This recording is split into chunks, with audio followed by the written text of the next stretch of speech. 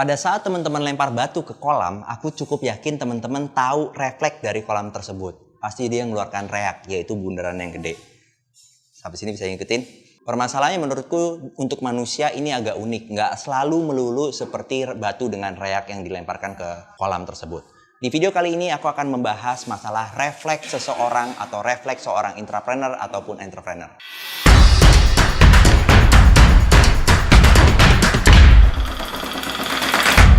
Di cerita ini menurutku cukup unik banget. Kenapa? Karena aku baca buku ini dan aku sejujurnya lupa aku baca di mana.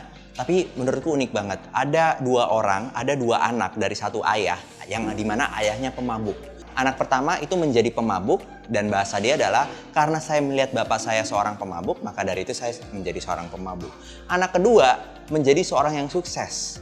Kenapa dia menjadi orang yang sukses? Karena saya melihat bapak saya pemabuk dan saya tidak mau menjadi pemabuk, maka dari itu saya menjadi orang sukses. Nah, kalau dilihat dari sini, ada dua orang memiliki refleks berbeda dengan hasil yang berbeda walaupun inputnya sama. Kenapa ini bisa terjadi? Semuanya ada di mindset. Kenapa kalau teman-teman lihat Ronaldo itu mahal, Mesut Ozil itu mahal, atau pemain bola manapun itu mahal, kenapa mereka mahal? Itu terletak karena refleks-refleks yang mereka bisa lakukan. Bayangin Ronaldo bisa dari ujung belakang maju ke depan dan ngegolin. Hanya sedikit orang yang memiliki refleks itu. Refleks barusan juga kebanyakan ada di dalam manajemen atau di dalam organisasi. Ada orang yang refleksnya dari sebuah masalah, dia ngelihatnya sisi negatif, ada juga dari sebuah masalah dia ngelihatnya sisi positif. Tergantung orangnya, apakah dia Cristiano Ronaldo, apakah dia pemain yang biasa-biasa saja. Refleksnya lah yang dilihat. Pertanyaannya, bagaimana kita memahami atau bagaimana kita memiliki refleks yang bagus untuk diri kita sendiri? Menurutku pribadi, nomor satu adalah kita harus menguasai semua bidang atau skill set yang dibutuhkan untuk menyelesaikan masalah tersebut. Itu nomor satu menurutku. Dari situ tergantung lagi, ada orang yang memahami, ada juga orang yang mengeksekusi, atau ada orang yang memahami tapi tidak mengeksekusi. Ini pun menjadi dua orang yang berbeda. Jadi knowledge saja tidak cukup, pengalaman saja tidak cukup. Tanpa eksekusi ini hanyalah konsep atau hanyalah hipotesa. Apa sih kelebihannya kalau kita memiliki refleks yang berbeda dengan orang lain? Yang nomor satu aku tangkap adalah cara berpikirnya sangat unik sehingga bisa menemukan produk-produk yang baru ataupun yang unik. Ini kelebihan dari memiliki refleks yang berbeda daripada orang lain. Contoh Gojek.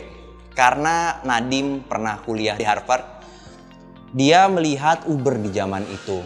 Dan dia melihat apakah ojek di Indonesia bisa di-online-kan. Lalu dia balik ke Indonesia, pertama-tama nggak online, pertama-tama by phone semua. Lalu setelah zamannya sudah siap, semua orang sudah memiliki smartphone, dia bikinlah aplikasinya. Dan sampai saat ini, Gojek menjadi salah satu aplikasi unicorn di Indonesia, bahkan dekakorn. Ini menurutku pemahaman yang refleksnya Nadiem itu sangat mahal sekali. Dan bahkan uniknya lagi, pada saat Nadiem diputuskan untuk menjadi seorang menteri, yang menggantikan Nadiem itu adalah dua co-foundernya. Dimana aku berpikir pada saat itu, artinya satu Nadiem itu dua orang pinter ya. Kebayang nggak maksudnya? Dan aku lihat ini yang mahal adalah refleksnya Nadiem. Makanya mungkin membutuhkan dua. Ini aku sotoy sih sebenarnya ya, tapi itu menurut kacamataku. Mudah-mudahan teman-teman yang nonton video ini memahami apa artinya refleks, karena dari refleks teman-teman bisa dinilai. Teman-teman nih arahnya mau kemana, refleksnya apa?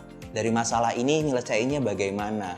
Oke, aku juga ada video yang lain kalau teman-teman memang suka dengan model video manajemen atau bisnis ataupun self-development, teman-teman bisa nonton videoku yang aku buat yang lain.